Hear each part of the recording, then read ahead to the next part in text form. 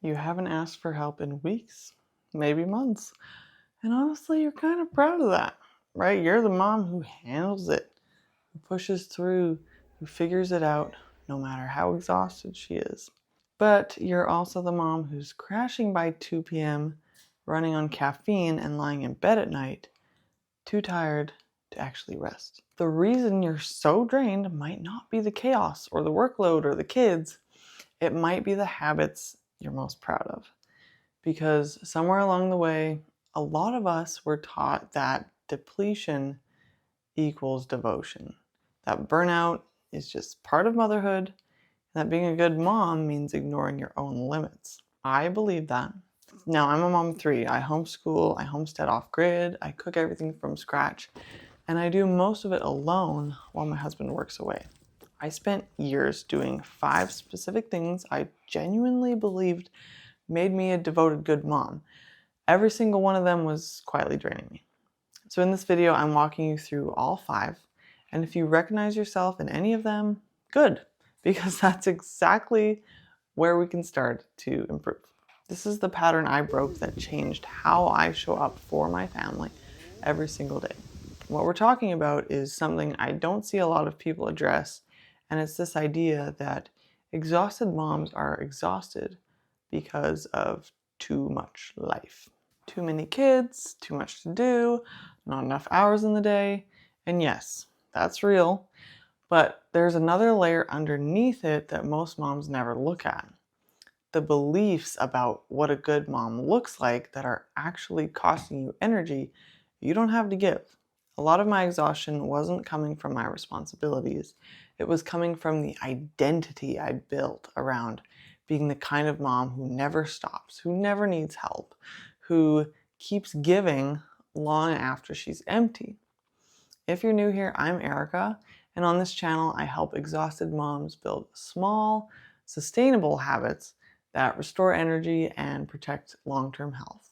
No extreme diets, no intense workout programs, no overhauling your life, just simple, real things that actually work. So if that's what you're looking for, hit subscribe and grab my free 3-day energy reset challenge. I'll link it below. It's a simple step-by-step guide to start getting your energy moving in the right direction starting today. And the first one caught me off guard because it had nothing to do with food or sleep or exercise. It was something I was doing every single day that I thought was responsible parenting, and that is forcing something that wasn't working. Fighting your real life is exhausting. Letting go of what isn't working is not giving up. It's a legitimate energy strategy. For me, it was naps. When my first baby was around 6 months old, I decided it was time to get her on a proper nap schedule. I'd done lots of research, I knew roughly what the right windows were, and I tried. I really tried for about 3 months. I was attempting to get her down at specific times every day, and she just wasn't having it. And here's the thing, I am a naturally routine-oriented, structured person. I love order. So the fact that I couldn't get my baby on a predictable schedule felt like I was failing and that I needed to do it. I kept at it until at about 9 months. I just said, I'm done. We're going with the flow. She'll sleep when she's tired. I'll use my carrier when I need to. We'll figure it out. And you know what happened? My stress dropped almost immediately. Just the relief of not waking up every day knowing I was probably going to fight this battle again, that alone made me feel less exhausted. I thought the schedule was the responsible, good mom move. The surrender felt like failure, but what I actually learned is that rigidly forcing something that isn't working costs you more energy than the thing you're trying to control is even worth. So sometimes the most productive thing you can do is let go of the battle entirely and respond to what's actually in front of you. It's not weakness, that's just smart. And spoiler, she's 6 now and goes to bed at 7:30, sleeps until 7 a.m., no sleep issues. So we're good there. The next one is a little uncomfortable to admit because it's not about parenting at all. It's about what I did for my own body for 6 years and kept telling myself was fine and that is ignoring symptoms because I'm fine. Every time you push a symptom to the back of your mind, you're not actually getting rid of it, you're just carrying it in the background. And that has a real cost. Right after my first baby was born, so again, that's about 6 years ago, I noticed something was off with my left hip.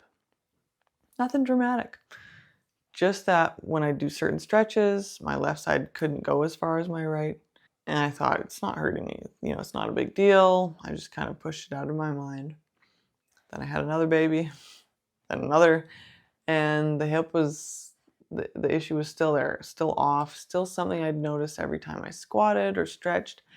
And then immediately, file away under deal with that later. So 6 years went by, and recently I finally went to a physiotherapist.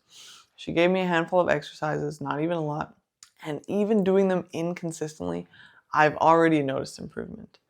But more than the physical change, what I noticed was how much mental weight I'd been carrying without realizing it.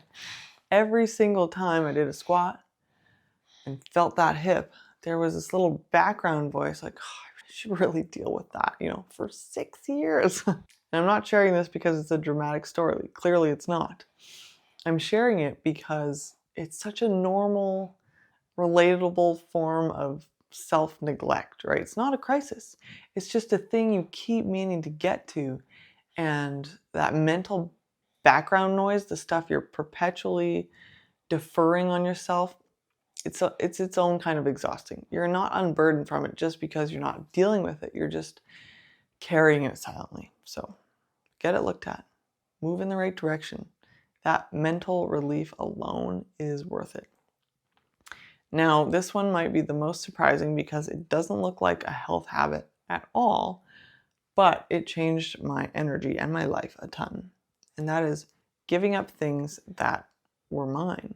You cannot pour from a cup that has nothing in it that excites you. That's what I think. Motherhood is a profound thing, and it is often not enough on its own to fuel a whole woman. I thought that when I became a mom, that would be everything to me. I genuinely believed that because my whole life I'd wanted to be a mom. It was the thing I looked forward to the most. And when it finally happened, after a harder road than I expected to get there, I loved it. I really did. Love, love, love being a mom. But about 9 months in, I started feeling this restlessness. I wasn't unhappy. I was just like a little lost. Like I needed something that was mine to work on. Something with momentum I could track. Something that wasn't centered on anyone else.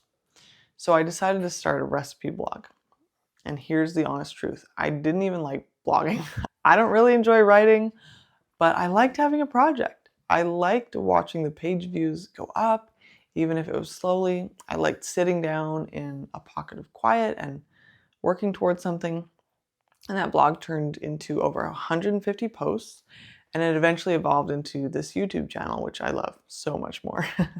So the point isn't blogging. The point is having something that's yours, a project, a creative outlet, a side hustle, even just a hobby.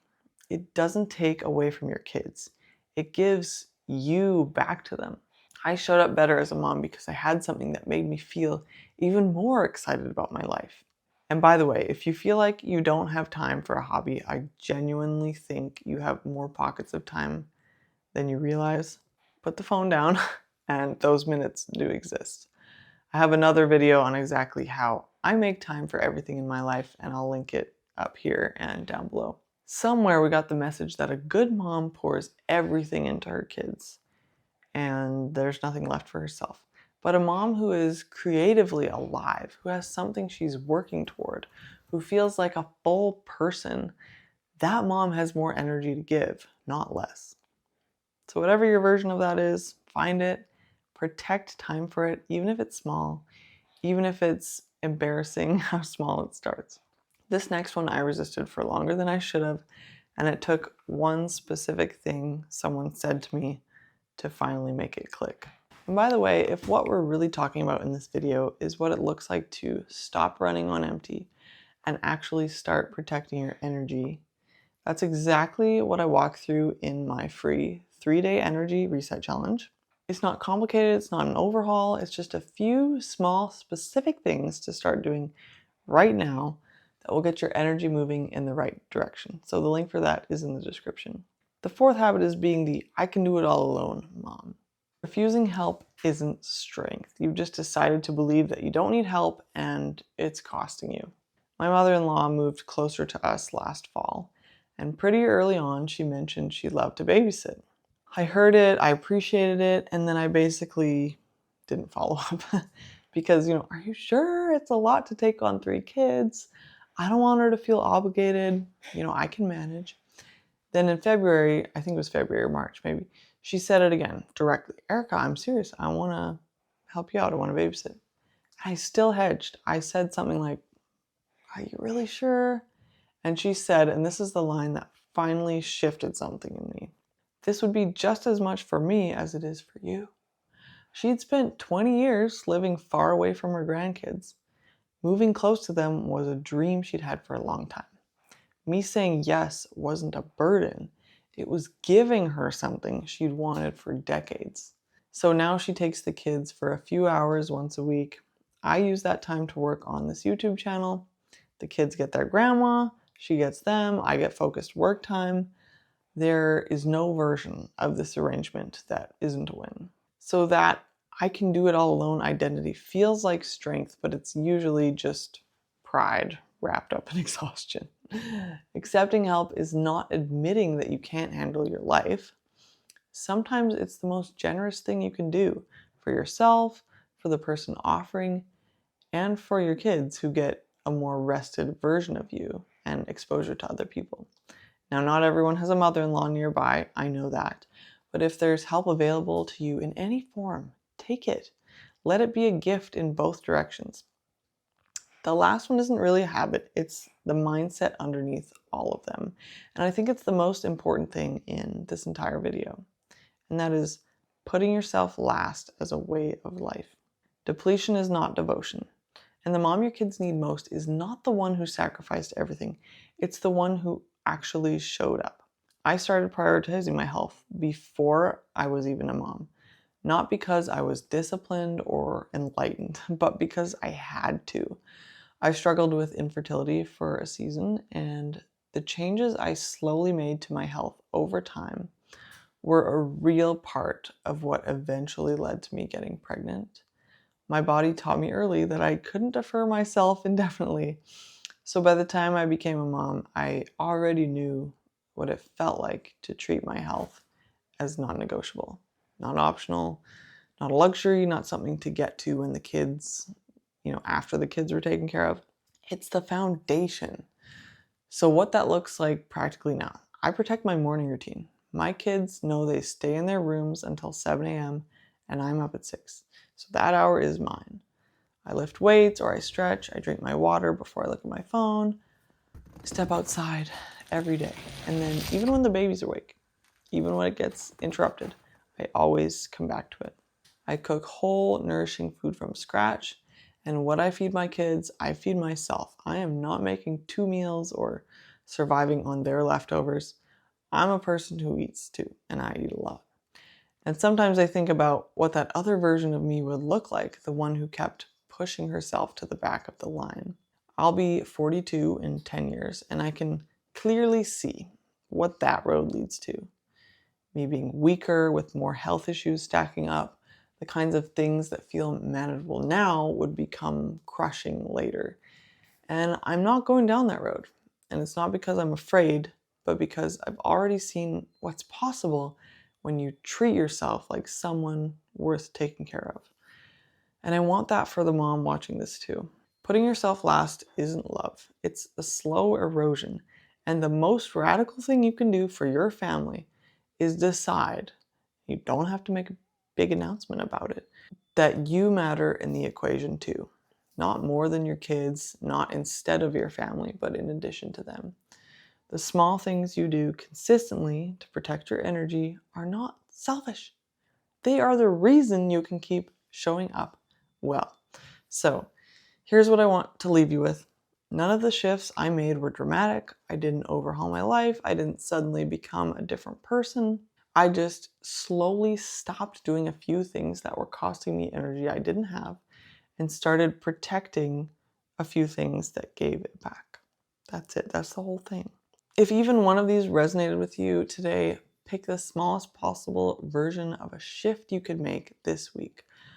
Don't try to change everything, just one thing, embarrassingly small, and just start doing it consistently. That's how this actually works.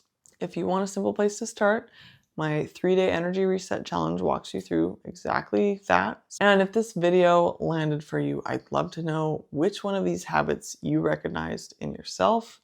Drop it in the comments. You are probably not alone. If you want to go deeper into the mindset shift and a few of the specific habits that have given me consistent energy, even with everything on my plate, watch this video next.